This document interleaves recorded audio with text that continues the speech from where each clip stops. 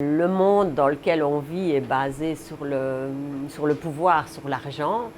Et c'est certain que tout magasin et le tournant gourmand doit être rentable, mais il peut être rentable avec des produits locaux, avec des produits du pays, avec des produits frais, en respectant les valeurs de la clientèle, les valeurs famille.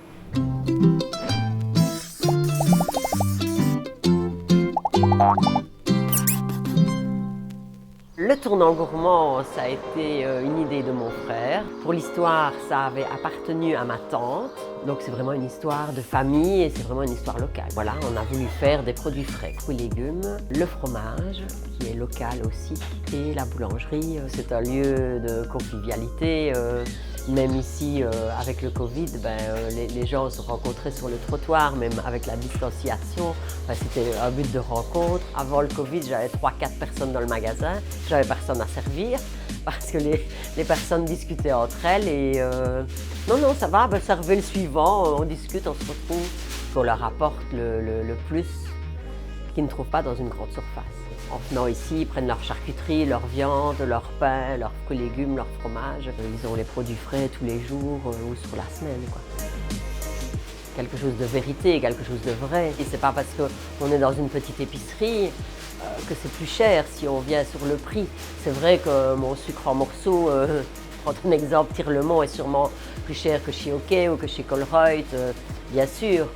Je ne pense pas que les salades, que les framboises, que mon fromage soient plus chers, non. Pour suivre le projet de mon frère et créer l'épicerie, ça n'a pas été spécialement facile. Je m'attendais que ce soit plus facile que ça, la démarche auprès des producteurs. Mais du fait que le tournant gourmand a augmenté dans la vente, c'était plus possible que je me balade pour rechercher la marchandise et il fallait que je sois sur place pour la vente, quoi. C'est comme ça que j'ai eu l'opportunité de rencontrer Terre d'Herbage. Voilà, pour moi, ça a vraiment été un plus. Donc j'ai demandé pour être dans le projet pilote. Terre d'Herbage m'a fait rencontrer d'autres producteurs, une relation de personnes. Ça, c'était pas mal aussi. Et la meilleure connaissance du produit, parce que vous savez ce que vous vendez. Maintenant, au niveau de l'épicerie de base, on s'est rendu compte qu'il nous fallait des produits de dépannage, que le client qui vient ici, zut, j'ai pas ma bouteille de lait, je n'ai pas du sucre pour mettre dans mon café.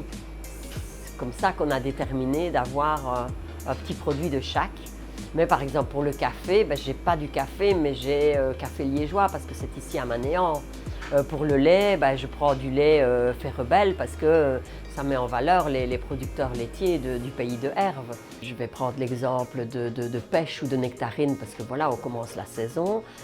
On sait très bien qu'on n'a pas ça en Wallonie, mais même pas en Belgique. Donc forcément, ça vient de l'étranger. Donc j'essaye d'avoir français le plus près possible aussi. Moi, je pense que l'alimentation redevient une bonne base. Je veux dire que du temps des grands-parents, ils avaient le lait de leur vache, de leur chèvre, les légumes de leur potager. Je ne vais pas dire qu'on revient à ça, parce que chaque société, on évolue, donc on ne saurait pas retourner en arrière, mais je pense qu'on revient à de vraies valeurs. Je pense que c'est pour ça que le commerce local a un essor. Il faut garder ce contact avec les gens du village, les gens de la commune, des gens de passage, des gens qui viennent dans des gîtes ici, on est dans le pays de Herve, et qui viennent faire leurs courses ici. Et il faut que tous les produits, on puisse les yeux fermés les acheter, les manger pour nous.